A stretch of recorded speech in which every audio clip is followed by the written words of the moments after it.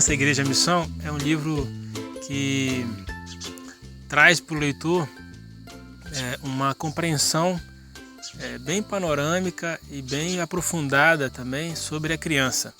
A situação que a criança vive hoje, sobre o que é a criança nos olhos de Deus, da teologia cristã, e qual o papel da igreja nessa relação com a criança e como a igreja se torna mais igreja quando ela acolhe a criança e ela vê a criança como Deus a vê. Uma contribuição muito importante do livro ele acho que avança um pouco mais sobre o que já se fala sobre a criança na igreja, né?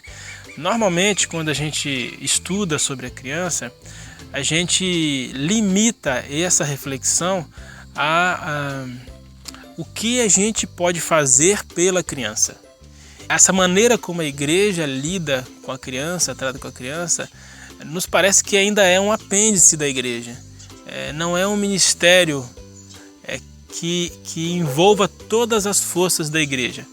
Esse livro, ele diz pra gente que a gente pode se aprofundar mais no tema da criança. Há base bíblica para isso. Há prioridade no reino de Deus para isso.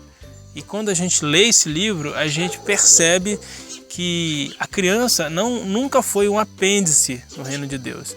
Ela sempre foi um dos personagens que Deus usou para abençoar a igreja, para abençoar a sociedade. E mais ainda, o próprio Jesus usa a criança como uma metáfora espiritual para que a gente compreenda o reino de Deus. Nunca se teve tanta necessidade de compreender quem é a criança como se tem hoje. Principalmente pelas urgências que a gente percebe no mundo hoje.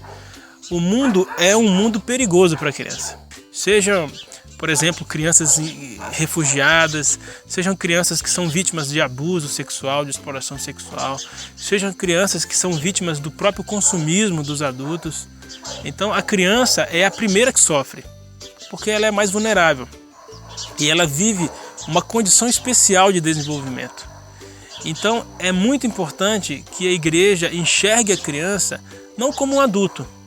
A criança não é um adulto. E a igreja não deve transformar a criança num mini adulto. A igreja tem que entender quem é a criança no momento em que a criança está. Ela é, aos olhos de Deus, exatamente igual a um adulto, em termos de valores. Ela foi criada à imagem e semelhança de Deus. Mas em termos de desenvolvimento, a criança é especial. Ela precisa ter um olhar especial do adulto. E a igreja precisa aprender qual é esse olhar, à luz da vontade de Deus. E o livro também traz uma coisa muito importante, que eu acho que vai ser muito útil para os educadores. Ele conceitua, sistematiza o que significa um desenvolvimento integral da criança. Como a criança deve crescer integralmente.